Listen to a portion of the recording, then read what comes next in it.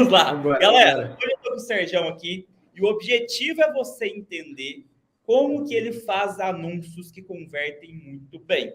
Então tem aqueles pilares, a parte de criativo, o que ele gosta mais? Será que ele gosta mais de imagem, mais de vídeo? Será que tem algum caso especial, né? Como que ele cria as headlines? Como que ele cria o textinho lá, toda a descrição que vai no anúncio?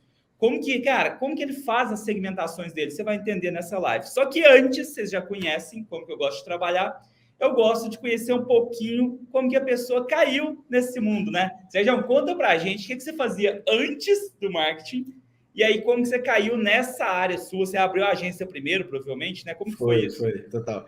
Cara, vamos lá. Eu tenho 27 anos hoje, né? É engraçado quando a pessoa fala assim, pô, o que você fazia antes?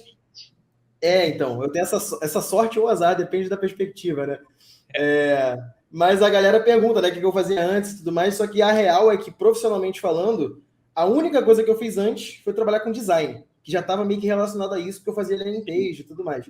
Só que eu comecei muito moleque, cara. Eu jogava, não sei se você chegou a jogar Tibia, joguei muito Tibia na minha vida, e na época eu fazia hot server e tudo mais, porque eu queria ter a primeiro account e tal, eu era de classe média baixa ali, não tinha muita condição financeira em casa, e, cara, meus amigos da escola tinham um premium account no Tibia, custava, tipo, R$90, era uma grana do caramba, tipo, uns 10, 15 anos atrás.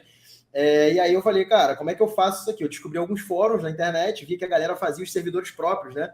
Aí eu comecei a fazer meu servidor, porque no meu servidor eu era premium account. Aí eu comecei a aprender um pouco de programação, né? XML, Lua, SQL, um pouquinho de banco de dados, web design para fazer o site. E quando eu comecei a olhar para web design, eu falei, pô, isso aqui é maneiro, dá para fazer legal. E eu via muita gente dizendo que, pô, preciso de um site, preciso de alguém que faça site. Na época, pouquíssima gente tinha site. Falei, cara, vou aprender isso aqui. Hã? Que ano que era isso aí? Cara, eu era muito novo. Isso aí foi há uns 12 anos atrás, 13 anos atrás aí, cara. Muito tempo mesmo. Tanto que, cara, eu era menor de idade. Era difícil, tipo, a galera confiar para comprar alguma coisa, sabe? Eu vendia logotipo a R$50 pro salão de cabeleireiro que eu cortava o cabelo com meu pai na época, sabe? Então, comecei a aprender essa parada de site, aprendi HTML, CSS, JavaScript no bloco de notas, tem caderno meu aqui que eu tenho guardado escrito, aprendendo código escrito no caderno. E aí, cara, quando eu comecei a fazer site e comecei a vender um ou outro, que era pouquinho, todo cliente perguntava a mesma coisa, né? Eu vendia o site para ele e ele falava, tá, beleza, agora como é que eu faço para as pessoas entrarem no meu site? Não sei, velho, o site tá aí, você me deu o site. Eu comecei a pesquisar sobre. E aí, cara, na época tava muito em alta SEO, eu falava muito de SEO e eu vi alguém, cara, eu não lembro quem foi a primeira pessoa de fato a falar de Google AdWords. E aí, cara, eu comecei a pesquisar o que é isso de Google AdWords e tal. Comecei a olhar e tinha o Facebook Power Editor, que era a versão antes do Facebook Ads do Brasil, lá, você deve ter pegado também. Comecei a pesquisar sobre, falei, cara, mas esse negócio precisa de dinheiro eu não tenho para investir, né? Mas vamos dar uma olhada para ver como é que funciona. E aí eu gostei pra caramba como funcionava o negócio e tal, estudei bastante, peguei muito fundamento e, cara, comecei a oferecer junto com o serviço. Vendi o site, falava, ó, eu vendo teu site e faço anúncio no Google para as pessoas entrarem no teu site também. As pessoas meio que começavam a comprar aquilo ali. E aí, cara, daí em diante, só fiz isso a minha vida inteira. Eu trabalhei em vários outros lugares, né? Eu tive alguns empregos, na verdade. Diferente da maioria das pessoas, eu sei que você também. Eu sou formado, tenho graduação, tenho MBA, eu sei que você é professor de matemática, se não me engano, né? Você fez o quê? Eu fiz faculdade de Publicidade e Propaganda e MBA em Gestão e Marketing e Empreendedorismo. Não, você tá isso. Você veio preparado, galera. Olha a base do menino. Programação, design, marketing, publicidade e gestão de empresa. Não tinha como. Uma dosezinha de desespero, que isso tudo era para ganhar dinheiro que eu não tinha, filho. Então, eu estudava tudo que podia. Mas eu estudei muito, cara. E aí, depois que eu saí dessa área de vender site, Google AdWords e tal, e trabalhar em algumas empresas para fazer minha grana, meu tempo era dividido em faculdade, tipo, acordava 5 horas da manhã, chegava no trabalho 7, chegava na faculdade, tipo, umas 6 horas da tarde, mais ou menos, 2 horas de transporte público cada um, saía da faculdade umas 9, 10 horas da noite, chegava em casa, meu tempo livre era meus freelas e tal, e fim de semana também. Então, foi isso que fez eu construir, né? Ter uma primeira agência, ter uma startup, quebrar depois, trabalhar uma startup de novo, abrir outra agência até. Cara, quem nunca teve uma startup e quebrou? Tá doido? Ainda mais nunca teve, vai quebrar um dia, né? A notícia triste é essa. A maior dor que o pessoal tinha, na minha época, principalmente, né? Porque não tinha nada de sem código e tal. Mas, tipo, na minha época, quem sabia programar, você podia contar quantas startups o cara teve que não vingou. Exato, total. Massa. Sérgio, muito massa conhecer a sua história. E agora, galera, sei que vocês estão aqui para conteúdo aprofundado. Esse é o nosso diferencial aqui. Aqui não é só um podcast que você sabe da vida, etc. É conteúdo denso. Sérgio, pode compartilhar a tela aí e trazer o conteúdo. Primeiro, eu vou começar falando de um fundamento e depois eu vou compartilhar algumas coisas aqui na tela para a galera. Do jeito que eu preferir. Por quê? Cara, eu trabalho com tráfego há algum tempo, na verdade, há alguns anos, e por acaso eu também tenho treinamentos para gestores de tráfego especificamente, porque foi a minha base, né? Eu vi muita gente falando, quando eu entrei na geração de conteúdo, eu já estava no digital há um tempo, né? Só que não tinha esses nomes atualmente, gestor de tráfego, dropshipping, era tipo assim, mídias sociais, o cara dos anúncios e o cara do SEO e o web designer, não tinha os outros nomes. E a galera gostava praticamente de achar um jeito fácil de fazer as pessoas entrarem no site. Só que, antigamente, era simples, porque tu tinha pouca concorrência, pouca gente fazendo bem, e meio que o cliente aceitava qualquer coisa, porque tinha pouca opção. Então, qualquer coisa que a pessoa pesquisava no Google, ou pesquisava, ou olhava no Facebook, ali o CPM era barato, o custo por clique era barato, a taxa de conversão geralmente era alta, porque tinha poucas ofertas, né, de produtos parecidos e tudo mais. Só que foi acontecendo de o mercado ficar sofisticado como qualquer outro, né? Primeiro aconteceu com o Google AdWords, que hoje se chama Google Ads, né? Sempre foi uma ferramenta underpriced, que a gente chama ali, né? Era muito barato anunciar lá e foi começando a ficar um pouco mais caro. Facebook veio com um volume monstruoso, porque o Google, para a galera que não sabe, mas acredito que a galera que te acompanha já tem um conhecimento, mas o Google, baseado em rede de pesquisa, né? O Search, ele precisa que as pessoas pesquisem alguma coisa. Então, se algo é pouco buscado, aquilo ali tem pouco inventário, poucas chances de aparecer. O Facebook não tem limite, porque o limite do Facebook é quando as pessoas estão usando o Facebook, o Instagram. Então, isso começou a trazer um volume muito grande e trouxe junto vários anunciantes. A galera pegou algumas ondas ali no mercado, né? Afiliados, dropshipping, coprodução. Aí, hoje em dia, a gestão de tráfego é um pouco mais em alta, só que todos eles passam por um momento que cara, meus anúncios pararam de converter. Meus anúncios não têm mais a quantidade de cliques que tinha antes. Minha página... Quando o cara tá dependendo do tráfego direto. Só do tráfego. Oi, meu amigo. Ixi, total, cara, velho, total. Cara, o que rola é que a galera tá acostumada, na verdade, às promessas que o pessoal faz faz o anúncio perfeito, leva para a melhor landing page possível e espera a venda cair. Só que já se foram tempos da gente conseguir só trabalhar com tráfego direto e conseguir altíssima conversão em vários anúncios. Então, alguns pilares que eu separo, assim, para a galera começar a entender, eu já vou começar a escrever aqui. Brasão, eu gosto de abrir um blocão aqui escrevendo e junto com a galera eu vou anunciando os tópicos. Mas, assim, o primeiro ponto que eu falo para a galera tomar cuidado são com métricas, né, cara? Antes de falar, cara, como eu faço um bom anúncio, como eu faço um bom funil, como eu consigo aumentar minha taxa de conversão, primeiro de tudo o que você tem que olhar? Cara, o Facebook Ads, o Google Ads, o tráfego orgânico, as redes sociais, tem uma chuva de métricas infinitamente grande que se você quiser analisar ali 50 dados por dia, 100 dados por dia, você consegue analisar. Só que uma pergunta que você tem que se fazer antes de analisar qualquer coisa para que eu estou pegando esse dado? Por que eu quero saber, por exemplo, vou pegar a Copybase lá de exemplo, nas terças-feiras, às 8 horas da noite, quantos homens do estado do Rio de Janeiro acessam a minha ferramenta? Se eu quiser fazer isso, eu posso fazer. Mas esse dado vai me servir para alguma coisa?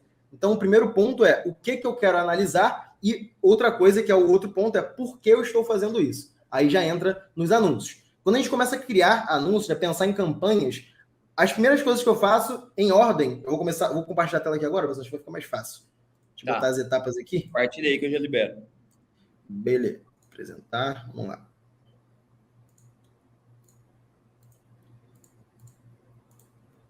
Bora. Foi. Cara, a primeira coisa que eu olho, na verdade, em etapas Dá um zoom pra gente um pouquinho, por favor. Boa. Vou aumentar a fonte aqui também para ficar melhor. Vamos embora. Primeiro de tudo definir budget. Budget é verba, é um nome bonito e um nome chique para verba, né? Cara, sempre que você for anunciar no Facebook Ads, no Google Ads, você tem um orçamento ou por semana ou por mês. Isso muda de cliente para cliente, por exemplo. Se a gente for pegar uma big brand, quando eu trabalhei com Americanas e clientes desse tamanho, eles geralmente têm uma métrica chamada ad cost. Digita assim, ad cost. Se você um dia pegar um cliente grande e falarem esse nome, não se assuste, você vai começar a se acostumar com isso. Ad cost é basicamente o seguinte: como que grandes empresas orçam o tráfego que elas vão investir no mês para saber se vai botar mais, se vai botar menos, se vai aumentar, diminuir, é basicamente relacionado ao faturamento do mês anterior. No caso de Americanas, por exemplo, era o GMV. GMV é uma métrica de marketplace, né, que é de volume transacionado do marketplace. Então, baseado no quanto ela transacionou no mês, sei lá, de setembro, ela define o orçamento de tráfego de outubro. Então, o orçamento ele é definido de acordo com o resultado anterior. Clientes novos não vão ter mais ou menos essa métrica aqui. Ela vai ter mais ou menos uma sugestão, que já vou dizer, Brazão, aí tu me deixa entrar mais deep na parada ou você me corta, porque se não deixar, eu vou aqui 3 horas falando como fazer esse Vai falando orçamento. aí, inclusive vou arrumar iluminação aqui que tá foda. Vai falando então, aí. Então vamos embora, vai lá. Então é o seguinte, definir budget é a primeira etapa, tá? Definir verba. E depois de definir a verba, o erro que o pessoal cai é, beleza, já sei quanto eu vou investir, agora eu tenho que definir quais anúncios eu vou fazer e quanto eu vou colocar por dia. Só que, geralmente, o cara fala assim, ó, minha verba, por exemplo, é R$3.000. Então, no mês, a média vai ser R$100 por dia. Beleza, essa separação aí qualquer um faz. Mas antes de definir quanto vai ser por dia, tu tem que definir os canais que você vai trabalhar. O que são canais? Google Ads, Face Ads, que agora é Meta, né? TikTok Ads, Pinterest Ads. Cara, o que não falta é Bing Ads. Por incrível que pareça, a galera não olha para algumas fontes de tráfego e várias aí funcionam muito bem. Só que, por que você define canal antes de definir teu orçamento diário? Porque dependendo do produto ou do serviço que você está vendendo, tu sabe qual canal tem mais fit ou não. Por exemplo, se é um produto que as pessoas não têm conhecimento ou que tem um nível de consciência baixo ali, né, não sabem que aquele problema existe, é algo um pouco mais inovador, é improvável que no Google Ads tu consiga botar um orçamento muito alto em search, porque pouca gente vai pesquisar sobre aquilo ali. Então tu não vai conseguir gastar muito bem tua verba, ou tu pode até gastar, mas vai gastar mal, porque vai pagar caro no clique. Então, geralmente, você analisa o canal primeiro antes de separar a tua verba, beleza? Depois de separar o canal, o que eu faço é definir objetivos. Então, objetivos, a gente coloca como KPIs aqui. KPI é a abreviação de Key Parameter Indicator. Essa sigla aqui, cara, tu vai ver muito no tráfego, trabalhando como gestor de tráfego, ou prestando serviço, ou trabalhando em alguma empresa como funcionário. KPI é uma palavra que tem que estar na ponta da tua língua, por quê? Toda ação de tráfego, ela é voltada com foco em algum resultado. Uma campanha de conversão no Facebook não pode ter o KPI de engajamento. Uma campanha de tráfego não pode ter o KPI de vendas. Uma campanha de video view não pode ter como KPI cliques no link. Então, você tem que ter o KPI certo para cada tipo de campanha. Por que é importante tu definir isso aqui também antes de saber quanto você vai gastar por dia? Porque os teus KPIs vão dizer onde você tem que investir mais, quais campanhas você tem que focar mais. Então, depois que tu definir o teu KPI, por exemplo, um cliente de nicho imobiliário de alto padrão, o KPI dele é número de leads e custo por lead. Né? E óbvio também que a qualidade ali, que é uma métrica já intangível. Depois disso, sei lá, um e-commerce, a métrica do e-commerce, o KPI principal é vendas, né? E custo por venda, o CPA, o CAC, custo de aquisição de cliente. Então, quando você tiver o teu KPI, aí sim você separa objetivos de campanhas. Beleza? Essa etapa que eu sigo. Nesse ponto aqui, tu vai separar por canal. Então, tu vai dentro do Facebook e vai dizer, olha, 50% da minha verba vai ser para conversão de tráfego frio. 20% da minha verba vai ser para conversão de tráfego quente. 15% da minha verba vai ser para video view de materiais sobre o meu produto e 15% vai ser para envolvimento de conteúdos do Instagram da minha empresa, por exemplo. Isso é um exemplo de separação de budget ali baseado em KPI de um e-commerce, por exemplo.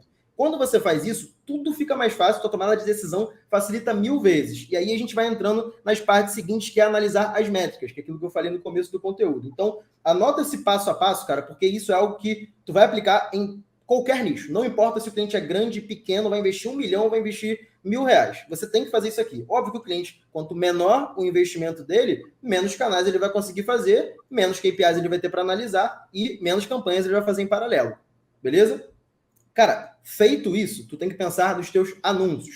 Aqui entra uma parte crucial também, cara. Os anúncios são uma parte que a galera geralmente negligencia, né, Brazão? A galera fala assim, pô, vou estudar sobre funil, vou ver aqui o canal do Brazão, vou seguir o Sérgio, vou aprender sobre tráfego, e aí eu boto um anúncio lá, porque se a segmentação estiver boa, se a página estiver legal, ao meu ver, e o produto for bom, vai vender. Só que vamos parar para pensar uma coisa. Onde um funil começa? Se você está no canal aqui do Brazão, provavelmente você já ouviu ele falar sobre funil e ouviu muito, né? O funil começa no primeiro contato da pessoa com a tua marca ou o teu produto ou o teu serviço.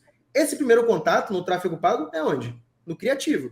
Então, se você fizer um upsell incrível, um VSL, um vídeo de vendas incrível, uma landing page com carregamento rápido, todas as objeções quebradas maravilhosa, uma copy escrita legal, mas o teu criativo é só mais um, muito provavelmente ele vai ter uma métrica de CTR, que é a click-through rate, a taxa de cliques, né, a porcentagem de pessoas, de impressões que geram cliques no teu anúncio, baixa. O que isso vai te causar? O Facebook, nem sempre ele vai te cobrar por clique. A maioria das campanhas do Facebook vai te cobrar por impressões. Então, o Facebook não está interessado em saber quanto... Claro que existem os pontos, né, para otimizar a tua campanha de conversão e de clique, mas se você está gastando 10 mil reais por mês com ele, 1 milhão de reais com ele, e você não está gerando muitos cliques no teu anúncio, o Facebook só vai te avisar, ó, esse anúncio aqui está com a taxa de cliques baixa, tá? Mas ele vai continuar gastando seu dinheiro direitinho. Então, tu tem que se atentar em como otimizar as métricas do teu funil. Por isso que eu falo dessas KPIs aqui. Quer falar alguma coisa, Brazão? Desculpa. Ó, só fazer um comentário. Nessa parte que ele citou de anúncios, galera, presta atenção num conceito, tá? Se você errar a entrada, nada que você preparou depois interessa. Eu vou te dar algumas comparações. Jim Edwards, que escreveu Copywriting Secrets, né?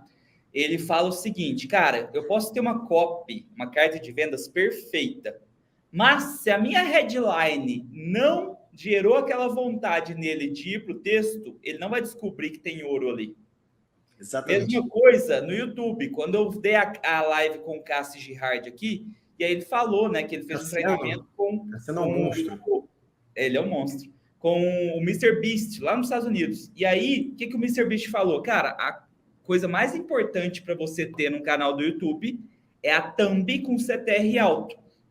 Porque a thumb vai chamar o cara, e aí você pode ter um vídeo maravilhoso. Se você não conseguir o clique naquele mar de vídeos, a pessoa não vai descobrir que você tem ouro ali dentro. É isso que ele está falando. Você pode ter um funil maravilhoso, mas se a sua entrada estiver ruim, você não conseguiu nem o cara entrar. Entendeu? Então, não negligencie isso. Voltando naquele comentário da copy do Jim Edwards, ele falava assim, cara, o ideal é você testar cerca de 20 headlines, porque aí você vai encontrar uma que destoa muito bem das outras. E aí isso pode dobrar a sua conversão, e é fato, tá? É fato. E mais uma coisa interessante, né, que eu lembrei agora também do Jim Edwards, ele fala assim, em 25 anos escrevendo copy, até hoje, uma única copy, eu não consegui melhorar as métricas depois que eu lancei. O resto, todas, imagina quantos milhares de copies ele escreveu em 25 anos, com isso. Todas as outras ele conseguiu melhorar depois que lançou. Então, muitas vezes a gente no Brasil achou um ROI ali, ó, opa, solta aí, puxa para nós. Outra também. Cara, não é assim. Pequenas mudanças fazem, principalmente nessas entradas, fazem total diferença. Manda ver, Sérgio. E até complementando o que você falou, a galera tá acostumada com o papinho da galera do digital, de tipo, achou o ROI, vamos escalar, tudo é escalar. Cara, quando você trabalha com empresas que tem um departamento gigantesco, financeiro, de CRM, de marketing, de diretoria, muitas vezes a tua escolha não tá voltada só ao número de vendas. Tu tem margem, tu tem ad cost, tu tem estoque dos fornecedores, tu tem budget trimestral, tu tem meta para bater. Então, tem vários pontos que vão entrar ali, que vão dificultar ou facilitar o teu trabalho de tráfego. Tá? A galera pensa assim, lá você vai trabalhar com 3 milhões por mês de orçamento de tráfego, é mole, eu vendo qualquer coisa. Vai achando que você vende qualquer coisa. Porque a tua meta também é proporcional a isso, né? Então, não é simples, na verdade. Fica difícil até gastar, inclusive. Acaba de assistir um trechinho de uma live minha. Se você já gostou desse trechinho, imagino que sim, porque você ficou até o final, você vai assistir agora a live completinha. Nossa, sua cabeça vai fazer assim, ó. Você vai agora aqui embaixo na descrição, tá, do vídeo ali no YouTube, e lá tem o link para a live completa. Então você vai fazer isso agora e vai lá assistir.